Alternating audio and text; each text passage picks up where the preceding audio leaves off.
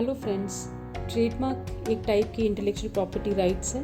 और जैसा आप जानते हैं कि ट्रेडमार्क किसी भी कंपनी का नाम, किसी भी प्रोडक्ट का नाम, सर्विसेज का नाम होता है। तो इस वीडियो में मैं आपको एक्सप्लेन करूंगी कि ट्रेडमार्क क्या होता है और इसको रजिस्टर कैसे किया जा सकता है। मेरा नाम बिंदु शर्मा है और मैं ओरिजिन आईपी सॉल्यूशंस बैंगलोर से हूँ। मैं आपको एक्सप्लेन करूँगी सारे स्टेप्स ट्रेडमार्क रजिस्टर करने के लिए।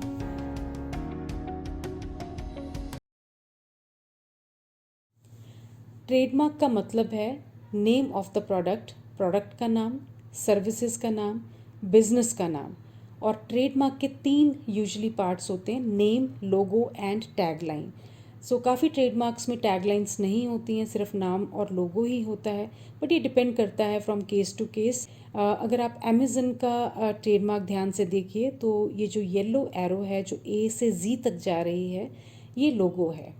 तो इसका मतलब है कि अमेज़न पे ए से जी तक सारे प्रोडक्ट्स अवेलेबल हैं, जो कि काफ़ी सच है अमेज़न के केस में। Section 2M of trademark act define करता है कि मार्क क्या होता है। तो इस एक्ट में ट्रेडमार्क को as a device, brand, heading, label, ticket, name, signature, word, letter, numeral, shape of goods, packaging, combination of colours करके डिफ़ाइन किया गया है। तो ट्रेडमार्क की वजह से कोई भी बिजनेस अपने सर्विसेज और गुड्स को अलग कर सकता है बाकी एग्जिस्टिंग ब्रांड्स से। तो एक डिस्टिंक्ट और यूनिक ट्रेडमार्क जो है वो कंपनीज़ को बहुत स्ट्रॉन्ग ब्रांडिंग के लिए हेल्प करता है। तो ट्रेडमार्क को रजिस्टर करवाना बहुत ज़्यादा इम्पॉर्टेंट है, क्योंकि अगर आपने राइट्स क्लेम नहीं किए अपने ट्रेडमार्क पे तो बाद में काफ़ी बार काफ़ी कॉम्प्लिकेशंस हो जाती हैं। तो जब ट्रेडमार्क को सिलेक्ट करें तो जस्ट मेक श्योर कि आपका जो नाम आप सेलेक्ट करते हैं वो रियली यूनिक हो, क्योंकि अगर आपका यूनिक ट्रेडमार्क है तो आपको 2-3 तरीके से वो हेल्प करता है। तो सबसे पहले आपके रजिस्ट्रेशन का प्रोसेस इजी हो जाता है, और सेकेंडली कोई डिस्प्यूट नहीं आता लेटर ऑन, कोई ऑपोजिशन डिस्प्यूट्स, ये सारी चीज़ों से आप काफ़ी हद तक बच जाते हैं अगर आपका ट्रेडमार्क काफ़ी यूनिक है और एग्जिस्टिंग ट्रेडमार्क से डिफरेंट है। सबसे वैल्यूएबल ट्रेडमार्क्स में Apple, Google, Microsoft, Amazon, Facebook, Coca Cola, Disney, Samsung, LV, McDonald's आते हैं। और आप राइट कॉलम में इनकी वैल्यू देखिए, यूएसडी में दी गई है। तो एप्पल की सिर्फ ट्रेडमार्क की वैल्यू 241.2 यूएस बिलियन डॉलर्स है। तो ये अपने आप में ही एक इंडिकेशन है कि ट्रेडमार्क कितना वैल्यूएबल हो सकता है आपके बिजनेस के लिए। तो ये एक और रीज़न है कि एक तो सबसे पहले ट्रेडमार्क को ठीक से फॉर्मुलेट कीजिए, अच्छा सा नाम कॉइन कीजिए और उसके बाद उसको रजिस्टर कीजिए।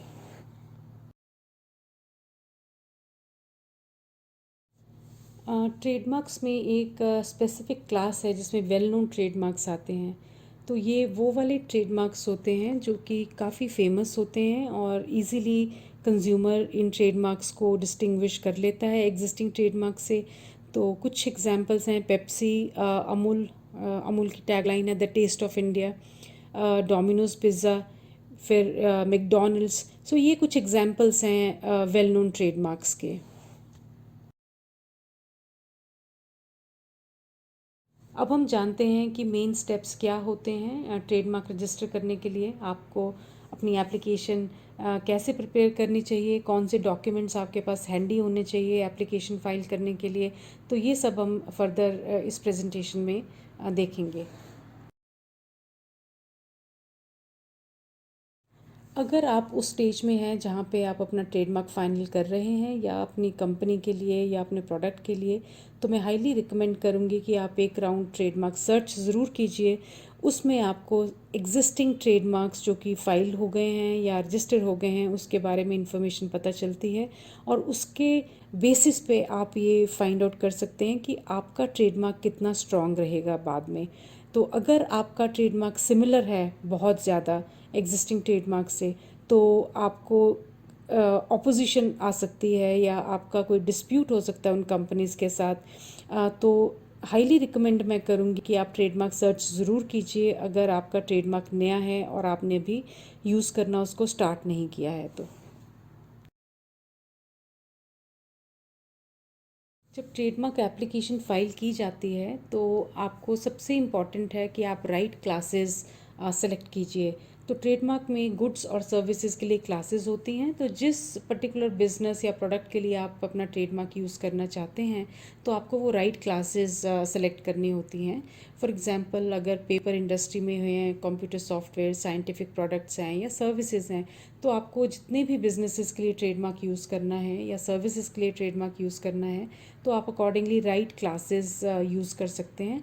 तो ट्रेडमार्क कोई भी फाइल कर सकता है, वो इंडिविजुअल भी हो सकता है, कंपनी, प्रोप्राइटर और लीगल एंटिटी हो सकती है, और उसके हिसाब से आप एप्लीकेशन फ़ाइल करके अपने राइट्स जो हैं वो ट्रेडमार्क पे ऑब्टेन कर सकते हैं।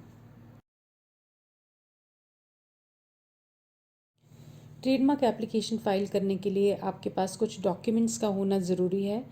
ट्रेडमार्क और लोगो जेपीजी फॉर्मेट में होना चाहिए, क्योंकि आपकी एप्लीकेशन ऑनलाइन फ़ाइल होती है तो सॉफ्ट फाइल अच्छे रेजोल्यूशन के साथ होनी चाहिए।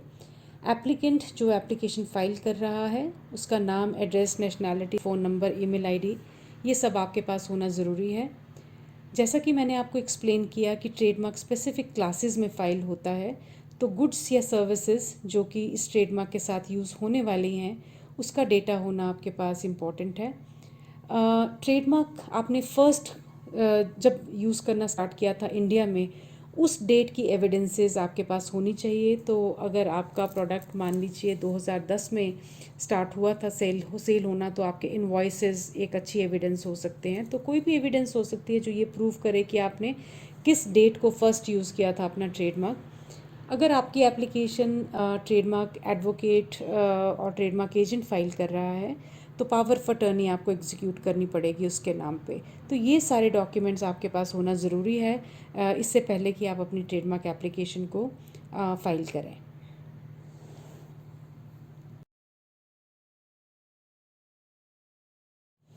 ट्रेडमार्क एप्लीकेशन को फाइल करने के बाद एग्जामिनर आपकी एप्लीकेशन रिव्यू करता है और आपको एग्जामिनेशन रिपोर्ट भेजी जाती है सर्टेन ग्राउंड्स पे। तो ये एग्जामिनेशन रिपोर्ट आपको रिप्लाई करनी पड़ती हैं। तो कभी कभी कोई ऑब्जेक्शंस भी होती हैं, तो अगर कोई भी ऑब्जेक्शन ना हो तो आपकी ट्रेडमार्क एप्लीकेशन को ट्रेडमार्क जर्नल में एडवर्टाइज़ किया जाता है। 4 महीने के अंदर अंदर अगर कोई थर्ड पार्टी किसी भी टाइप की ऑपोजिशन रेज़ नहीं करती है तो आपको ये ट्रेडमार्क जो है वो ग्रांट हो जाता है। एक बार ट्रेडमार्क रजिस्टर होने के बाद वो 10 साल के लिए आपकी रजिस्ट्रेशन जो है वैलिड होती है। उसके बाद आपको हर 10 साल में एक बार रिन्यूअल फ़ी पे करनी पड़ती है। तो ट्रेडमार्क की लाइफ परपेचुअल होती है, प्रोवाइडेड आप renewal fee from time to time पे करते रहिए। जैसा कि हमने देखा कि ट्रेडमार्क एक बहुत ही वैल्यूएबल बिजनेस एसेट है। आपके प्रोडक्ट का नाम, आपके बिज़नेस का नाम, कंपनी का नाम, एनीवेज आपके लिए एक बहुत स्पेशल नाम होता है। तो इसीलिए बहुत ज़रूरी है आपके लिए कि आप एक right trademark, strong trademark choose कीजिए और उसको टाइम पे रजिस्टर करवाइए, ताकि आप उसके ऊपर ओनरशिप क्लेम कर सकते हैं और फिर आप उसको इफ़ेक्टिवली अपने बिज़नेस के लिए यूज़ कर सकते हैं। आप ज़रूर मुझे बताइए कि आपको ये वीडियो कैसा लगा। अगर आपको एक स्पेसिफिक टॉपिक पे वीडियो चाहिए तो आप ज़रूर कमेंट सेक्शन में नीचे लिख के बताइए। आपके कमेंट्स का मुझे इंतज़ार रहेगा। Thank you. Have a good day.